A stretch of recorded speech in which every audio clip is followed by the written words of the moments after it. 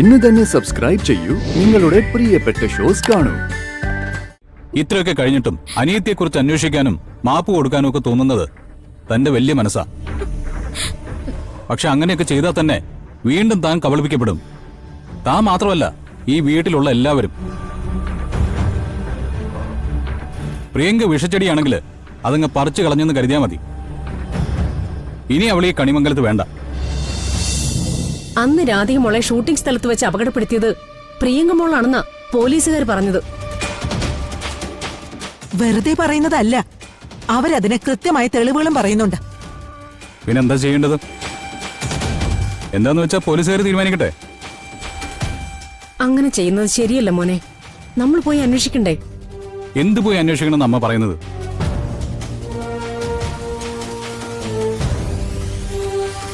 ഇനിയിപ്പോ പോലീസുകാർക്ക് തെളിവ് കിട്ടിയത് എങ്ങനെയാണെന്ന് അറിയണോ? രാധികയെ അപകടപ്പെടുത്തി ലൊക്കേഷനിൽ നിന്ന് സ്ഥലം വിട്ട് പോയമാരെ ഞാനും ആ പടത്തിലെ ഹീറോയും ചേർന്നാ കണ്ടുപിടിച്ചത്. ഞങ്ങളാ പോലീസ് സ്റ്റേഷനിൽ കൊണ്ടുപോയി എത്തിച്ചതും.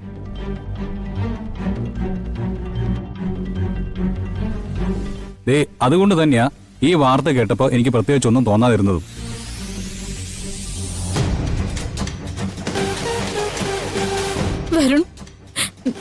എടോ, പലതവണ ഞാൻ തന്നോട് പറഞ്ഞിട്ടുണ്ട്, തന്റെ അനിയത്തി തന്നെ അപകടപ്പെടുത്താൻ ശ്രമിക്കുമെന്ന്.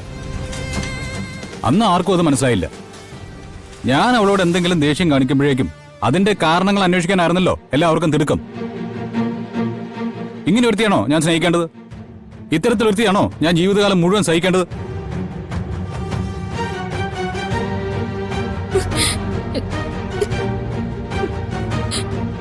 വരണതൊക്കെ മാറ്റിവെക്ക്. അവളെ എങ്ങനെയെങ്കിലും സഹായിച്ചേ പറ്റൂ. ഒന്ന് എന്റെ കൂടെ പോലീസ് സ്റ്റേഷനിലേക്ക് വരെയെങ്കിലും ചെയ്യോ? ഇല്ല, പ്രിയങ്കയെ അന്വേഷിച്ച് ഈ വീട്ടിൽ നിന്ന് ആരും പോവില്ല. ഇത് എന്റെ തീരുമാനമാ. പ്രിയങ്ക തെറ്റ് ചെയ്തു, തന്നെ കൊല്ലാൻ ശ്രമിച്ചു. അതിന് മാപ്പ് കൊടുത്താ പിന്നെ ഞങ്ങൾ ആരും അന്തസ്സോടെ ജീവിക്കുന്നതിൽ അർത്ഥമില്ല.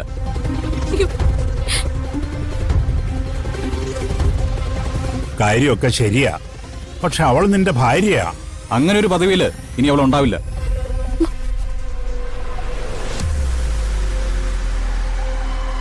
മനസ്സിലായില്ലേ? പ്രിയങ്ക ഇനി എന്റെ ജീവിതത്തിൽ ഇല്ലാന്ന്. എന്താ നീ പറയുന്നേ? ഒരു പ്രശ്നം ഉണ്ടാവുമ്പോ ആദ്യം അത് പരിഹരിക്കാനാ നോക്കേണ്ടത്, അല്ലാതെ അതിനു മുമ്പ് കുറെ തീരുമാനങ്ങൾ എടുക്കുകയല്ല വേണ്ടത്. അമ്മേ, നിങ്ങൾക്ക് ആർക്കും അറിയാത്ത ഒരുപാട് കാര്യങ്ങളുണ്ട്. അത് ഒറ്റയടിക്ക് തുറന്നു പറയാനായിട്ട് എനിക്കാവില്ല.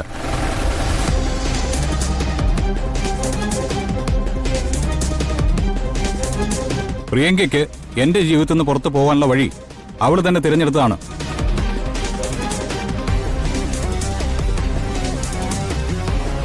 എന്ത് സംഭവിച്ചാലും അവളെ രക്ഷിക്കാൻ ഞാൻ ശ്രമിക്കില്ല. ഈ കുടുംബത്തിൽ നിന്ന് ആരും പോവുകയില്ല.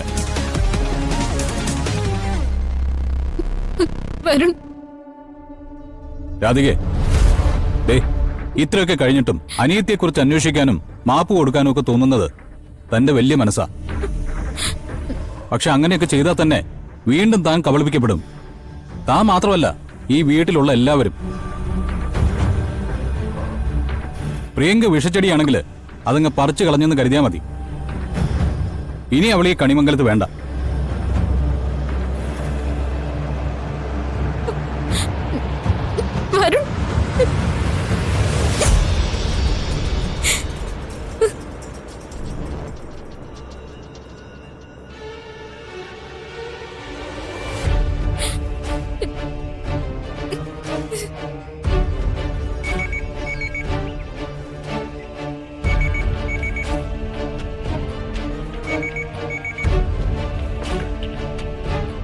ഹലോ ഹലോ മുത്തശ്ശി, ഞാൻ രാധികയെ. ആ, എന്താ? മുത്തശ്ശി, കുറച്ചു മുമ്പേ പോലീസുകാർ വന്ന് പ്രിയങ്കയെ അറസ്റ്റ് ചെയ്തോണ്ട് പോയി. പ്രിയങ്കയെ അറസ്റ്റ് ചെയ്യോ? എന്തിന്? അത് ഷൂട്ടിങ്ങിനിടയിൽ എന്നെ അപകടപ്പെടുത്തിയത് പ്രിയങ്ക പണം കൊടുത്ത് ഏൽപ്പിച്ച ആളുകളാണെന്ന് അവര് പറഞ്ഞത്. എന്നിട്ട് കണിമംഗലത്തുള്ളവര് മുഴുവൻ അതങ്ങ് വിശ്വസിച്ചോ? നീ പറഞ്ഞ് വിശ്വസിപ്പിച്ചു കാണും അല്ലേടി? അപ്പൊ പിന്നെ പ്രിയങ്കമോളുടെ ശല്യം എന്നേക്കുമായിട്ട് നിനക്ക് ഒഴിവാക്കാവല്ലോ അല്ലേ? മുത്തശ്ശി, അവളെ എങ്ങനെയെങ്കിലും രക്ഷിക്കണം. അത് പറയാൻ വേണ്ടി ഞാൻ വിളിച്ചത്.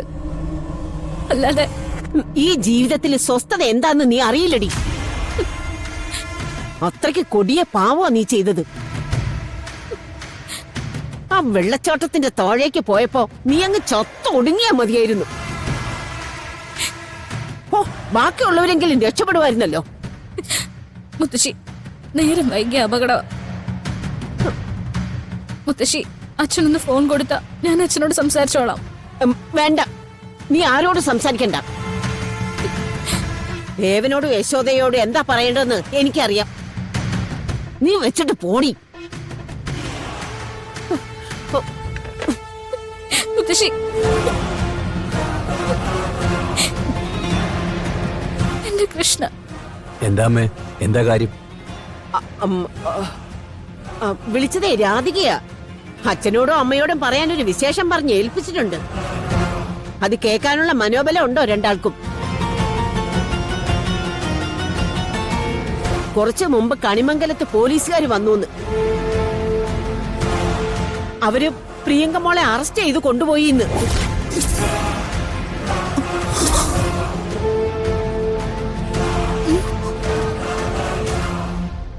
എന്തിനാ? അവള് പണം കൊടുത്ത് രാധികയെ കൊല്ലാൻ ശ്രമിച്ചു എന്ന് ആരോ പറഞ്ഞത്രേ. അയ്യോ, വേറെ ആര് പറയാനാ? അവള് തന്നെ ആയിരിക്കും ആ രാധിക. വിശദീകരിക്കാൻ കാരണമുണ്ടല്ലോ. പ്രിയങ്കയ്ക്ക് കിട്ടിയ അവസരം അവൾക്ക് മാറിപ്പോയപ്പോ പ്രിയങ്ക പ്രതികാരം ചെയ്തു എന്ന് ആളുകളെ പറഞ്ഞ് വിശ്വസിപ്പിച്ചാ പോരെ? പോലീസുകാർക്ക് എന്തെങ്കിലും തെറ്റുപറ്റിയതായിരിക്കും. എന്തൊക്കെ കുസൃതി കാണിച്ചാലും ഒരാളെ ഇല്ലാതാക്കുന്നതിനെ കുറിച്ചൊന്നും എന്റെ പ്രിയങ്കമോൾ ചിന്തിക്കില്ല. അവളും വളർന്നത് ഈ കുടുംബത്തിലല്ലേ? അത് നിന്റെയും ഇവളുടെയും വിശ്വാസം. പക്ഷേ രാധികയുടെ വിശ്വാസം അതല്ലല്ലോ. വേറൊരു കാര്യം കൂടി അറിഞ്ഞോ? പ്രിയങ്കമോൾക്ക് വേണ്ടി പോലീസ് സ്റ്റേഷനിൽ പോകാൻ കണിമംഗലത്ത് നിന്നും ആരും തയ്യാറല്ലാന്ന്. അവൾക്ക് അവളുടെ ഭർത്താവുണ്ട്, ഭർത്താവിന്റെ അച്ഛനുണ്ട്, അമ്മയുണ്ട്. എന്നിട്ട് പോലും ഒരാൾക്ക് പോകാൻ വയ്യ. കാരണം എന്താ? അവൾ ഒരുത്തി തന്നെ, ആ രാധിക.